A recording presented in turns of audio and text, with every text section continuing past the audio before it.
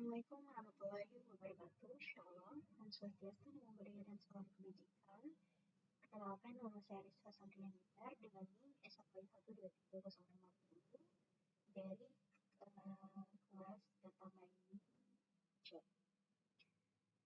Pada kesempatan kali ini saya akan menjelaskan mengenai jurnal atau paper yang pernah saya buat yang berjudul Pengembangan Model Klasifikasi Stunting pada Balita Menggunakan Algoritma SPC atau Support Vector Classification untuk menunjang tugas di mata kuliah Data Mining itu sendiri.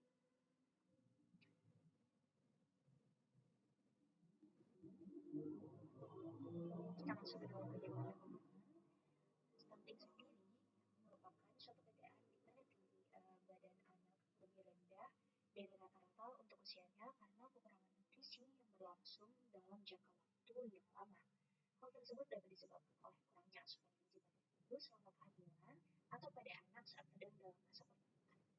Stunting adalah masa kurang gizi kronis yang disebabkan oleh asupan gizi yang kurang dalam waktu cukup lama akibat pemberian makanan yang tidak sesuai dengan kebutuhan gizi. Stunting sendiri dapat terjadi mulai janin masih dalam kandungan dan baru nampak saat anak usia 2 tahun berdasarkan Kementerian Kesehatan Republik Indonesia tahun 2016. Stunting dan kekurangan gizi lainnya yang terjadi pada 1000 HPK tidak hanya menyebabkan hambatan pertumbuhan fisik dan meningkatkan kerentanan terhadap penyakit, tetapi juga mengancam perkembangan kognitif yang akan berpengaruh pada tingkat kecerdasan saat ini dan produktivitas anak di masa dewasanya. Stunting terkait dengan banyak penyebab, antara lain faktor asupan gizi ibu dan anak, status kesehatan balita, ketahanan pangan, lingkungan sosial dan kesehatan, lingkaran pemukiman, kemiskinan, dan lain-lain. Berdasarkan data dari UNICEF 2013 dan WHO pada tahun 2013. Menurut WHO tahun 2016, prevalensi balita stunting di dunia sebesar 22,9% dan keadaan gizi balita pendek menjadi penyebab 2,2 juta dari seluruh penyebab kematian balita di seluruh dunia. Hampir setengah tingkat kematian pada anak-anak di bawah 5 tahun di Asia dan Afrika disebabkan oleh kekurangan gizi. Ini menyebabkan kematian 3 juta anak per tahun. Berdasarkan data WHO tahun 2016, di wilayah Asia Tenggara, prevalensi balita stunting mencapai 33,8%. Pada tahun 2011, Indonesia berada di peringkat 5 dari 81 negara dengan jumlah anak stunting terbesar di dunia yang mencapai 7.547.000 anak. Indonesia dilaporkan memiliki jumlah anak stunting yang lebih besar daripada beberapa negara Afrika seperti Ethiopia, Republik Demokratik Kongo, Kenya, Uganda, dan Sudan. Selama tahun 2007 sampai 2011, Indonesia dilaporkan memiliki anak-anak dengan berat badan sedang, berat badan rendah, dan berat badan berlebih yang masing-masing mencapai 13%, 18%, dan juga 14%. Pada tahun 2012, angka kematian anak di bawah 5 tahun di Indonesia mencapai 152.000.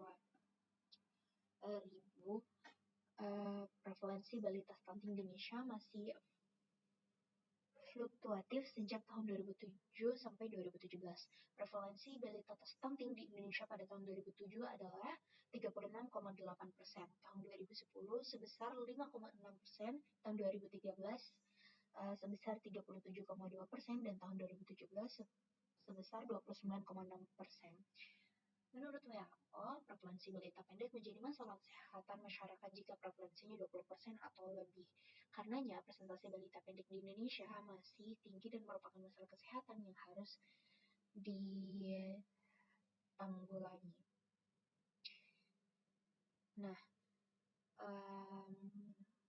di sini Support Vector Classification atau SVC sendiri adalah algoritma yang digunakan untuk melakukan klasifikasi suatu data dengan mencapai hyperplan terbaik yang dapat memisahkan data dari dua kelas atau lebih. Algoritma ini merupakan bagian dari metode Support Vector Machine atau SVM yang bertujuan untuk memaksimalkan margin antara kelas-kelas yang berbeda pada data pelatihan atau train data set. SVC SVC yang bekerja dengan mencari titik-titik data yang berada paling dekat dengan hyperplane pemisah yang disebut sebagai supervector. Dengan menggunakan teknik ini tersebut, SVC mampu menghasilkan model klasifikasi yang kuat, bahkan pada data berdimensi tinggi atau data yang tidak dapat dipisahkan secara linear melalui penggunaan kernel tree. Nah, di sini kita masuk ke dalam metode penelitiannya.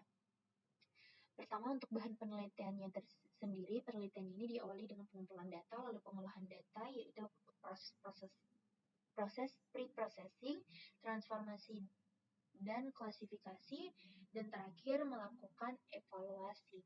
Bahan penelitian berdasarkan data stunting, dataset tersebut mencakup berbagai variabel penting yang memengaruhi status stunting pada balita seperti berat badan, tumbuh kembang, tinggi, dan lain-lain. Untuk pengumpulan datanya sendiri, data yang digunakan merupakan data internasional yang diambil dari salah satu website lalu diolah. Data tersebut sebanyak 120.993 data. Data diambil pada tanggal 18 Maret 2025. Data tersebut memiliki 4 atribut, yaitu umur, jenis kelamin, tinggi badan, dan juga status gizi. Untuk bagian pre-processing-nya sendiri atau data cleaning-nya, pre-processing sendiri adalah langkah penting dalam proses persiapan dan transformasi data mentah menjadi format yang lebih terstruktur dan siap analisis. Data pemeriksaan status gizi balita yang digunakan sudah lengkap, tidak memiliki noise, dan sudah konsisten, oleh karena itu dapat melanjutkan ke tahap selanjutnya. Di bagian transformasi data, untuk proses transformasi sendiri bertujuan merubah data dengan nilai kategori menjadi data bernilai angka sehingga data dapat diimplementasikan dengan mudah. Terdapat 2 atribut yang akan ditransformasikan, yaitu jenis kelamin dan juga status gizi. Jenis kelamin akan ditransformasikan dengan jenis kelamin laki-laki nilai 0 dan 1 bagi balita perempuan. Status gizi memiliki 4 kategori, yaitu tinggi, normal, stunting, severe stunting. Data tersebut akan ditransformasikan menjadi nilai 0, 1, 2, dan 3. Untuk bagian klasifikasinya sendiri, klasifikasi sendiri merupakan suatu proses pengelompokan atau pengkategorian yang digunakan untuk menentukan kelas dari data yang tidak diketahui label kelasnya. Ada 2 tahapan dalam klasifikasi data, yaitu data training dan data testing. Proses menganalisa suatu data training dengan menggunakan algoritma klasifikasi, dan tahapan kedua yaitu proses memprediksi ketepatan dalam klasifikasi dengan menggunakan data testing.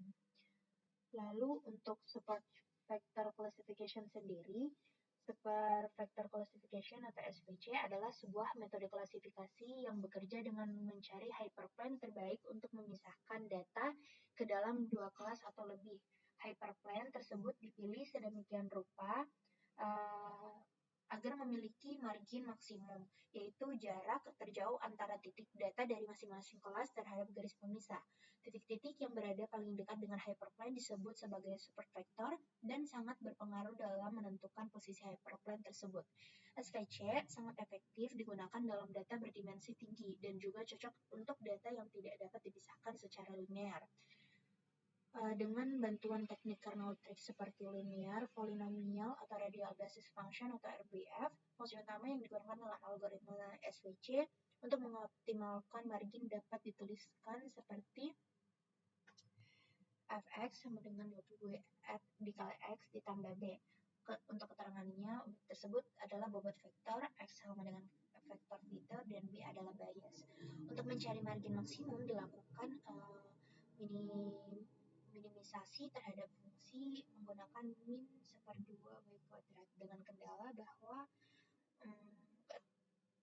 seperti ini. Lalu untuk keterangannya xi adalah data latih ke i, yi label kelas dari data latih ke i biasanya 1 atau 1. Ini adalah norma dari bobot vektor. Untuk confusion matrixnya sendiri, confusion matrix sendiri merupakan tabel yang berfungsi untuk menilai efektivitas model klasifikasi dalam bidang machine learning. Ada 4 istilah yang perlu diketahui yang merupakan building blocks yang digunakan dalam menghitung ukuran evaluasi, itu true positif, true negatif, false positif, false negatif. TP adalah jumlah data positif yang terklasifikasi benar oleh sistem.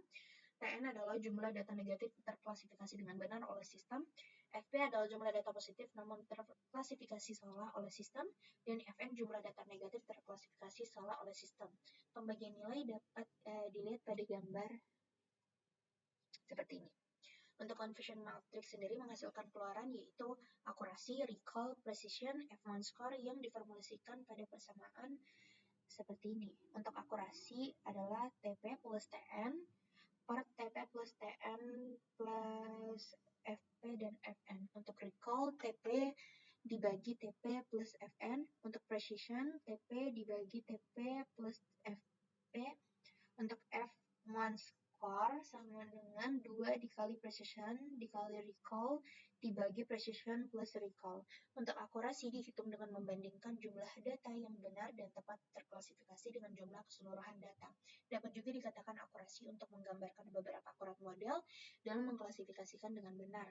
Precision diartikan sebagai ukuran ketepatan antara data yang diminta dengan hasil prediksi oleh model. Sedangkan recall menggambarkan keberhasilan model dalam menemukan kembali sebuah informasi. Kita masuk ke dalam hasil dan pembahasan. Untuk hasilnya sendiri, untuk SPC, pengujian dilakukan menggunakan algoritma SPC seperti yang kita tahu dengan kernel default atau RBF pada dataset stunting yang terdiri dari 120.999 data balita. Dataset tersebut memiliki 4 atribut utama, umur, jenis kelamin, tinggi badan, dan juga status gizi.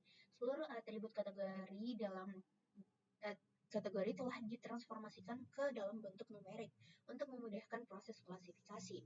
Untuk mengatasi ketidakseimbangan data antar kelas status gizi digunakan metode oversampling, yaitu random oversampler. Kemudian dilakukan proses normalisasi menggunakan standard scalar, lalu data dibagi menjadi data latih dan data uji dengan rasio 80-20, yaitu sebanyak 103.787 data untuk pelatihan dan 17.212 data untuk pengujian. Model tersebut diuji dengan confusion matrix dan classification report yang mencakup nilai precision, recall, dan F1 score. Nah, ini untuk hasilnya. Jadi jumlah stunting menggunakan Z-score sebanyak 120.993 data yang diambil dan dibedakan menjadi 4 status gizi, yaitu tinggi, normal, stunted, dan juga several stunted. Nah, untuk tabel status gizinya, untuk normal itu ada 67.755, untuk severely stunted itu ada 19.869, tinggi itu ada 19.560, dan stunted itu ada 13.815. Data tersebut menunjukkan bahwa banyaknya status gizi ditentukan oleh standar WHO berdasarkan Z-score dari indeks tinggi badan monolit umur height for age Z-score atau HAS. Nah, kita masuk ke dalam pembahasan mengenai matriks korelasi. Matriks korelasi pada gambar di bawah ini memberikan informasi mengenai seberapa kuat hubungan antar variabel dalam dataset. Nilai korelasi berkisar dari min 1 hingga plus 1 dengan arti plus 1 itu adalah korelasi positif sempurna. Semakin tinggi satu variabel, semakin tinggi variabel lainnya. 0 itu tidak ada korelasi, min 1 itu korelasi negatif sempurna, semakin tinggi satu variabel, semakin rendah variabel lainnya. Nah, ini gambar matriks korelasinya. Jadi untuk pembahasannya di sini, tinggi badan versus status gizi itu matriks korelasinya 0,35, terdapat korelasi negatif sedang antara tinggi badan dan status gizi. Semakin rendah tinggi badan anak, semakin besar kemungkinan ia mengalami stunting atau gizi buruk. Umur versus tinggi badan mendapatkan 0,88, terdapat korelasi positif sangat kuat, artinya semakin bertambah usia, tinggi badan juga meningkat. Hal ini logis karena pertumbuhan fisik anak secara normal memang bertambah seiring usia. Untuk jenis kelamin menunjukkan korelasi sangat lemah terhadap semua variabel lainnya. Korelasi dengan status gizi itu mendapatkan min 0,023. Hal tersebut mengindikasikan bahwa jenis kelamin tidak terlalu berpengaruh terhadap status gizi dalam data tersebut, sehingga bisa dianggap sebagai variabel kurang signifikan dalam klasifikasi. Untuk perhitungan akurasi menggunakan nilai confusion matrix. Confusion matrix sendiri digambar menunjukkan hasil prediksi dari model terhadap 4 kelas, yaitu tinggi dengan kelas 0, normal kelas 1, standard kelas 2, dan several stunted itu kelas 3. Nah, ini hasil untuk confusion matrixnya. Jadi, pada kategori tinggi, model mencapai presisi sempurna dengan seluruh 4.240 instance berhasil diklasifikasikan dengan benar tanpa fault false positif maupun false negatif. Untuk kategori normal memperlihatkan performa yang baik dengan 3.810 prediksi benar, namun terdapat kesalahan klasifikasi berupa 217 instance dengan seharusnya normal diprediksi sebagai tinggi dan 283 instance diprediksi sebagai standar.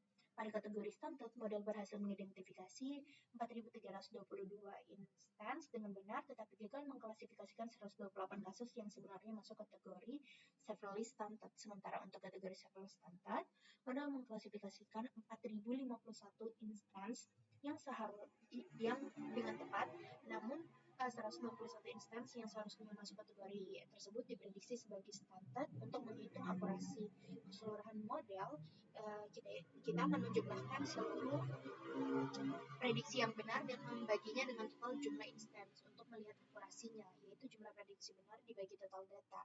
Total benarnya kan ada 4.240 dan ini yang total keseluruhannya itu 16.423. Untuk total datanya adalah 17.212. Nah, jadi dibagi dan di sini kita mendapatkan akurasi 95,41%. Hasil tersebut menunjukkan bahwa model memiliki kinerja klasifikasi yang sangat baik dengan tingkat akurasi lebih dari 95%. Secara lebih rinci, model menunjukkan sensitivitas atau recall yang tinggi pada kategori tinggi yaitu 100%, sementara kategori lain menunjukkan recall yang sedikit lebih rendah, normal 88,4%, standar 97,1%, dan severely standar 96,2%. Pola kesalahan klasifikasi umumnya terjadi pada kategori yang berdekatan secara ordinal, mengindikasikan bahwa model lebih cenderung melakukan kesalahan klasifikasi pada kelas-kelas yang memiliki karakteristik serupa. Hasil tersebut mengindikasikan bahwa model memiliki kemampuan diskriminatif yang baik secara keseluruhan dengan ruang untuk perbaikan, terutama dengan membedakan antara kategori normal dengan tinggi dan standar serta antara standar dengan severely standard. Kesimpulannya, penelitian ini berhasil mengembangkan model klasifikasi status gizi balita, khususnya dalam mendeteksi stunting menggunakan algoritma machine learning yaitu Super Vector Classification atau SVC. Model diuji pada dataset besar yang terdiri dari 120.993 data balita dengan 4 atribut utama yaitu umur, jenis kelamin, tinggi badan, dan status gizi. Algoritma SVC juga menunjukkan performa yang baik dengan akurasi 95,42%, meskipun masih terdapat beberapa kesalahan klasifikasi pada kategori yang berdekatan secara ordinal. Berdasarkan hasil tersebut, dapat disimpulkan bahwa model klasifikasi berbasis machine learning sangat potensial untuk digunakan dalam sistem terdeteksi dini stunting. Model tersebut mampu memberikan prediksi status gizi anak dengan sangat akurat dan dapat menjadi alat bantu bagi tenaga kesehatan dalam proses identifikasi stunting secara otomatis dan efisien.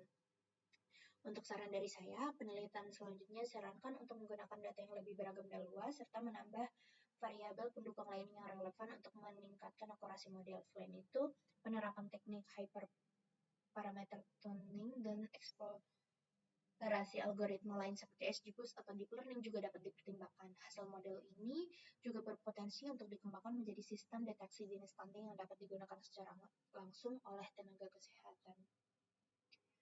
Mungkin itu tadi saja yang dapat saya bahas mengenai jurnal saya pada kali ini mengenai pengembangan model klasifikasi stunting pada balita menggunakan algoritma SVC atau Super Vector Classification. Lebih dan kurangnya mohon dimaafkan. Wabillahi taufiq wal hidayah. Wassalamualaikum warahmatullahi wabarakatuh. Sekian dan terima kasih.